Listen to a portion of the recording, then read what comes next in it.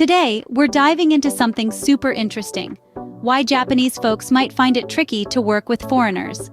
It's not just about strict rules or long hours. There's this whole web of unwritten cultural norms that set the stage for how work rolls in Japan. Those who miss these subtleties often end up not enjoying their job, or worse, their coworkers might not enjoy working with them. So today, I'm going to spill the beans on what the Japanese really want at work. Stuff they might not tell you straight up. In Japan, things like manners, etiquette, and work ethic are kinda ingrained since childhood. Talking about these things outright would be a bit rude. It's expected that you're already clued in. Number 1. Finish what you start. Teamwork is huge in Japan. Leaving work hanging affects the whole team vibe. Japanese education really hammers in the idea of working together, unlike some Western systems that focus more on individual achievements. Many foreigners think it's okay to leave just after 6:00 p.m., even though the job may not be finished.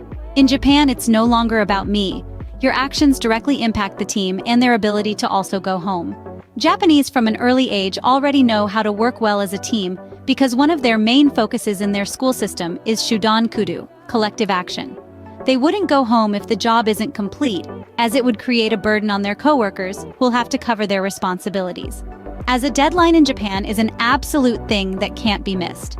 This is one of the reasons why they have a commonly understood phrase, horenso, which stands for hokoku, renraku, and sodan, which means report, communicate, and consult.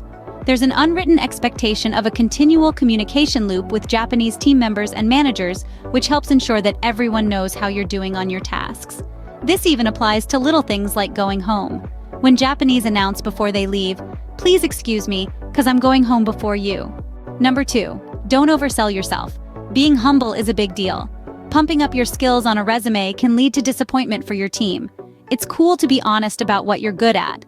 When foreigners overstate their skill level, whether it be a technical skill for, say, software proficiency, or saying that they have business-level Japanese when it's actually at a much lower level. When they get to work on the first day, they're expected to read business-level documents, but are at an uncomfortably slow pace. The team was expecting that their new teammate would be able to share their current workload, but rather, this person is now a liability to the team. Japanese are taught to be humble from a young age and generally have a distaste for self-centered coworkers. Number 3, don't hand in sloppy work. Top-notch quality and hitting deadlines matter. Owning up to where you need to improve is admired. In general, submitting subpar work is not going to cut it in Japan. Sometimes even submitting average work is not going to cut it depending on the job. If it doesn't meet the task requirements, it's likely going to burden your other coworkers as they need to fix your poor work, which can likely delay the team schedule, making the company look bad. Number 4, work trumps personal life. Japanese often sacrifice vacation days to support the team. Japanese often don't use up all of their vacation days. In fact, workers only use up on average 60% of their paid vacation days to show their commitment to their team and company. They bring back souvenir gifts to the office when they return from a vacation to show appreciation to their team for taking over the responsibilities while they were gone. Let me try to break down the unwritten priorities for Japanese workers in order. First priority is rare and important personal events such as your family's death, wedding, and medical issues. Second is work, and last will be your regular personal events. Number 5, respond quickly. Acknowledge emails or messages pronto. It's all about showing respect and professionalism. Communication. This is another unwritten Japanese business manner. For example, when you receive an email from a client or manager asking you to do something like check a document, it's expected that you'll quickly reply to them, usually no later than 24 hours with a confirmation mail such as, "I'll check and get back to you as soon as possible." This also applies to text messages, although there are auto-read receipts. Number 6, keep personal stuff away at work. Engaging in personal stuff during work hours can mess with the team groove. Japanese also have the common understanding not to use work hours to attend to personal matters. Again, it goes back to being fair to your coworkers. If no one on the team is doing it and you're doing it, it disrupts the team morale and deem as selfish and entitled behavior, and it would definitely annoy them. In fact, many Japanese don't even carry their personal phone during work hours as they know they're not supposed to be looking at it anyway.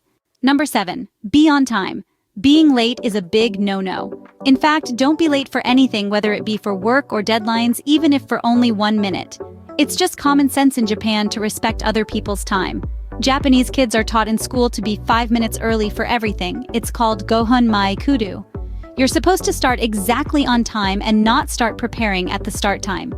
Also, when meeting a client or going for a job interview, it's typical Japanese business manners to arrive early and wait at the front and notify them just a minute before the time. Leaving a mess isn't cool. Japanese children are taught not to give trouble to others, known as meiwaku wo kakenai, meaning leaving a mess will result in your co-workers having to clean up after you. Something as simple as splashing water on the bathroom sink. Yes, there may be cleaning staff who come the next morning, but that means co-workers will have to deal with that mess throughout the day. So someone from the team will usually clean it up, even though it wasn't them who made the mess. Leaving a mess is a quick and easy way to make enemies in the Japanese workplace. Simple stuff like ordering drinks matters. Let me explain, especially for those who have a special diet. You're attending a client meeting with other coworkers. You're offered a coffee and all your coworkers graciously accept. And even though you don't drink coffee, it's best not to order something different. Simply say, "No thank you," or accept it, and put it aside. Ordering a separate drink would just inconvenience the person preparing the drinks. It may also embarrass your coworkers to be with someone who's inconsiderate to their host.